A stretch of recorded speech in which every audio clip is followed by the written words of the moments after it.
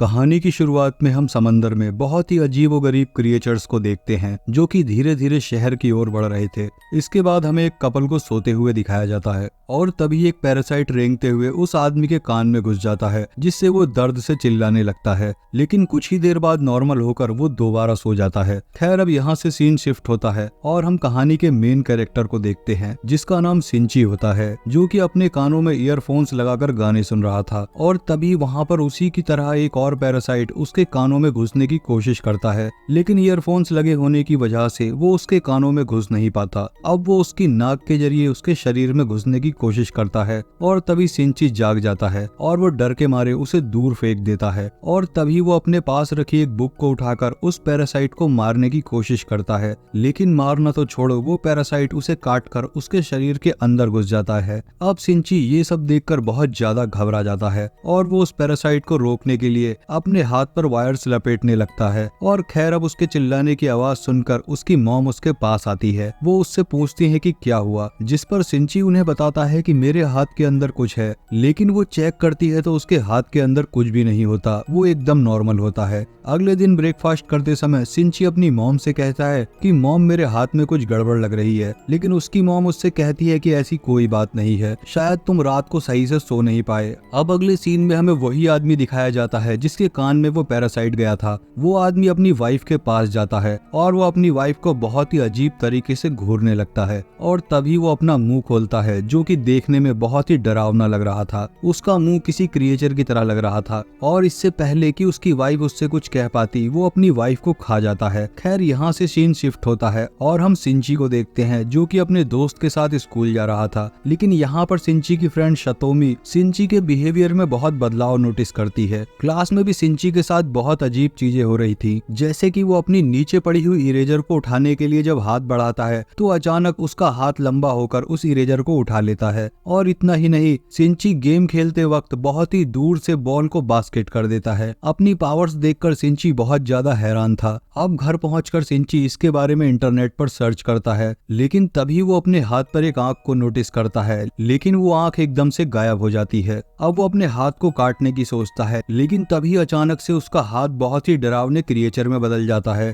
ये देखकर सिंची की डर के मारे हालत खराब हो जाती है, लेकिन तभी वो खतरनाक क्रिएचर एक बहुत ही क्यूट से क्रिएचर में बदल जाता है और सिंची उससे पूछता है कि तुम कौन हो, लेकिन वो क्रिएचर कोई भी जवाब नहीं देता। अब इससे हमें पता चलता है कि उस क्रिएचर को इंसानों की भाषा नहीं आती, लेकिन वो पैरासाइट किसी तरह से धीरे धीरे इंसानों की भाषा को सीख जाता है। खैर, अब हमें यहाँ पर पता चलता है कि उस पैरासाइट का मकसद सिंची के शरीर में घुसकर उसके ब्रेन को कंट्रोल करना था, लेकिन ईयरफोन्स होने की वजह से वो उसके शरीर में नहीं घुस पाता और वो क्रिएचर सिर्फ उसके हाथ में ही रह जाता है। उस क्रिएचर का कंट्रोल सिर्फ उसके हाथ पर ही होता है। अब सिंची उस क्रिएचर से कहता है कि मैं तुम्हें काट कर अपने हाथ से अलग कर दूंगा, जिस पर वो क्रिएचर कहता है कि मैं तो तुम्हारे शरीर से जरूर अलग हो जाऊंगा, लेकिन तुम्हारा हाथ भी कट जाएगा। वो क्रिएचर सिंची को अपना नाम मैगी बताता है और वो उससे कहता है कि मैं तुम्हें कोई भी नुकसान नहीं पहुंचाऊंगा, क्योंकि उसे सिंची की बॉडी में ही रहना है। आगे हमें दिखाया जाता है कि मैगी अब पूरी तरह से इंसानों की भाषा को सीख चुका है, लेकिन वो सिंची के जरिए इंसानों की भी चीजों को जानने की कोशिश करता है। अब धीरे धीरे सिंची और मैगी के बीच बहुत ही अच्छा कनेक्शन बन जाता है। दोनों एक दूसरे के साथ बहुत ज्यादा घुल मिल जाते हैं और अब वो दोनों अच्छे दोस्त बन जाते हैं। दूसरी तरफ हमें दिखाया जाता है कि जिन लोगों के शरीर में वो पैरासाइट घुस गए थे, अब वो लोग पूरे शहर में आतंक मचा रहे थे। वो क्रिएचर्स बाकी नॉर्मल लोगों को खाने लगते हैं। एक दिन स्कूल से वापस आते टाइम मैगी सिंची को खींचकर एक रेस्टोरेंट में ले जाता है, क्योंकि उसे महसूस हो रहा था कि आसपास कोई पैरासाइट है। और जब वो अंदर जाते हैं तो वो देखते हैं कि एक पैरासाइट एक आदमी को काटकर उसे खा रहा है, लेकिन तभी वो पैरासाइट उन्हें देख लेता है। लेकिन वो पैरासाइट उन्हें अपना दोस्त समझता है, क्योंकि मैगी भी एक पैरासाइट है। लेकिन जब उसे ये पता चलता है कि मैगी अभी तक सिंची के दिमाग पर कब्जा नहीं कर पाया, तो वो उसे जान से मारने के लिए जाता है। उसका शरीर भी एक अजीब क्रिएचर की तरह खुलता है। वो सिंची के ऊपर हमला करता है, लेकिन मैगी उस पर हमला कर सिंची को बचा लेता है और उसके सर को उसके शरीर से अलग कर देता है, क्योंकि अगर सिंची मरता तो मैगी भी मर जाता। धीरे धीरे शहर के ज्यादातर लोग गायब हो रहे थे। शहर में बहुत सारी लाशें मिल रही थी, लेकिन पुलिस को कोई भी आइडिया नहीं था कि इतनी खतरनाक तरीके से इन सबको कौन मार रहा है। आगे हम सिंची और मैगी को बात करते हुए देखते हैं। सिंची मैगी से कहता है कि तुम्हें अपने साथियों को रोकना होगा, इस तरह से इंसानों को नहीं मार सकते। जिस पर मैगी सिंची से कहता है कि पैरासाइट का खाना ही इंसान है। जैसे इंसान अपने खाने के लिए जानवरों को काट कर खाते हैं, वैसे ही पैरासाइट भी इंसानों को काट कर खाते हैं। जब इंसान अपना पेट भरने के लिए जानवरों को काट कर खा सकते हैं, तो पैरासाइट अपना पेट भरने के लिए इंसानों को क्यों नहीं खा सकते? क्योंकि इस चीज में कोई गलत नहीं है। अब आपको ये पैरासाइट की बात कैसी लगी, हमें नीचे कमेंट बॉक्स में जरूर बताना। खैर, अब सिंची स्कूल से अपने घर वापस आ रहा होता है, तो तभी उसे रास्ते में एक पैरासाइट मिलता है जो कि मिस्टर ए नाम के आदमी के शरीर के अंदर था। वो लोग वहाँ से चुपचाप जाने की कोशिश करते हैं, लेकिन तभी मिस्टर ए का सर भी बहुत ही खतरनाक क्रिएचर की तरह खुलता है। अब वहाँ पर मैगी और मिस्टर ए के बीच फाइट होने लगती है, लेकिन मैगी भी कम नहीं था। मैगी के इशारे पर सिंची मिस्टर ए के शरीर में एक रॉड घुसा देता है और मिस्टर ए मारा जाता है, क्योंकि मिस्टर ए को ये नहीं पता था कि सिंची के शरीर पर पूरी तरह से मैगी का कब्जा नहीं है, सिर्फ मैगी ने सिंची के हाथों पर ही कब्जा किया हुआ है। अब जब सिंची अपने घर जाता है तो उसे बहुत ही गिल्टी फील हो रही थी, क्योंकि उसने अभी अभी एक मर्डर किया है। इधर हम दूसरी तरफ देखते हैं कि मिस्टर ए का पैरासाइट अभी तक नहीं मरा था। वो उसके शरीर से निकलकर वहाँ पर मौजूद एक शख्स के अंदर घुस जाता है, और ये इंसान कोई और नहीं बल्कि सिंची की मॉम थी। तभी कुछ देर बाद मैगी सिंची को जल्दी से उठाता है और कहता है कि कोई पैरासाइट हमारे पास आ रहा है और ये बहुत ही ज्यादा खतरनाक है। जब सिंची बाहर निकलकर देखता है तो गेट से उसकी मॉम अंदर आ रही थी, जिनकी बॉडी पर अब पैरासाइट ने कब्जा कर लिया था। मैगी सिंची से कहता है कि अब उसके पास कोई और चारा नहीं है, उसे अपनी मॉम को मारना ही होगा, नहीं तो वो उन्हें मार डालेगी।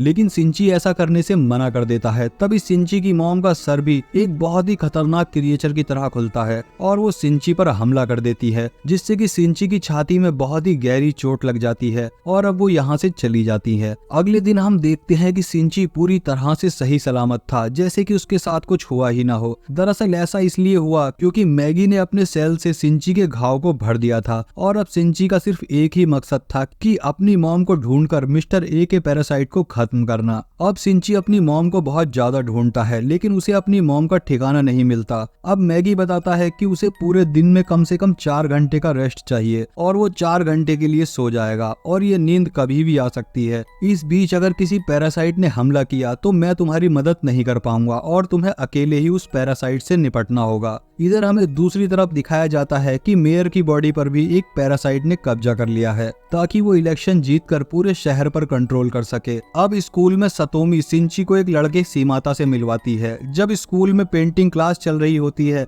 तभी एक लड़की सीमाता के सर से एक बाल को छुटा लेती है, लेकिन वो लड़की देखकर हैरान हो जाती है कि बाल सर से अलग होने के बावजूद भी मूवमेंट कर रहा था, जैसे कि उसके बाल के अंदर जान हो। और तभी वहाँ मौजूद सभी स्टूडेंट्स को पता चल जाता है कि सीमाता भी एक पैरासाइट है। अब सीमाता अपने असली रूप में आ जाता है और वो क्लास में मौजूद सभी स्टूडेंट्स पर हमला कर देता है। अब सीमाता एक एक करके सबको मारने लगता है। इनके चिल्लाने की आवाज सुनकर सिंची जल्दी से उनके पास जाता है और वो वहाँ पहुंचकर इतनी सारी लाशें देखकर हैरान हो जाता है। वो किसी तरह से वहाँ सतोमी को बचाकर अपने साथ ले आता है। इधर सिंची को पता चलता है कि सीमाता स्कूल की छत की तरफ बढ़ रहा है और वो स्कूल के सामने वाली छत पर चढ़कर मिगी को एक धनुष बनाकर रॉड को सीमाता की तरफ मारता है, और इस तरह से वो रॉड सीमाता के शरीर के आर पार हो जाती है, जिससे कि सीमाता की मौत हो जाती है। अब सिंची को वहाँ पर उसकी एक टीचर मिलती है, जो सिंची को मिस्टर ए का एड्रेस देकर वहाँ से चली जाती है। अब एड्रेस लेने के बाद सिंची जल्दी से मिस्टर ए के पास जाता है, जो कि अभी भी उसकी मॉम के शरीर में था। और अब यहाँ पर दुख की बात ये होती है कि ऐन मौके पर मिगी को नींद आ जाती है, लेकिन वो सोने से पहले अपने शरीर को एक हथियार में कन्वर्ट कर लेता है। अब यहाँ पर मिस्टर ए और सिंची के बीच बहुत ही भयंकर लड़ाई शुरू हो जाती है। हालांकि मिस्टर ए सिंची पर भारी पड़ रहा था, लेकिन सिंची मौका देखते ही मिस्टर ए के शरीर को सिर से अलग कर देता है और इस तरह से वो इस पैरासाइट को खत्म कर देता है। इधर दूसरी तरफ हमें दिखाया जाता है कि जिस पैरासाइट ने मेयर के शरीर पर कब्जा कर लिया था, वो अब जीत जाता है, जिससे कि अब वो इन सब पर कब्जा कर सकता है। खैर, अब डिटेक्टिव्स का एक ग्रुप अपनी एक टीम बनाता है और ये लोग इन पैरासाइट्स को मारने के लिए एक मिशन की शुरुआत करते हैं, जिसका नाम था ह्यूमन लाइफ प्रोटेक्शन। इस इसके बाद हम एक मिस्टीरियस पैरासाइट को देखते हैं जिसका नाम होता है गोटो, और शायद वो इन सब पैरासाइट को लीड कर रहा था। मूवी के लास्ट में सिंची सतोमी से मिलने के लिए हॉस्पिटल जाता है और वो कसम खाता है कि वो शहर में मौजूद सभी पैरासाइट्स को एक एक करके मार देगा। तभी हम दूसरी बिल्डिंग में एक जासूस को देखते हैं जो कि इन पर नजर बनाकर रखता है, और इसी के साथ ये मूवी यहीं पर खत्म हो जाती है।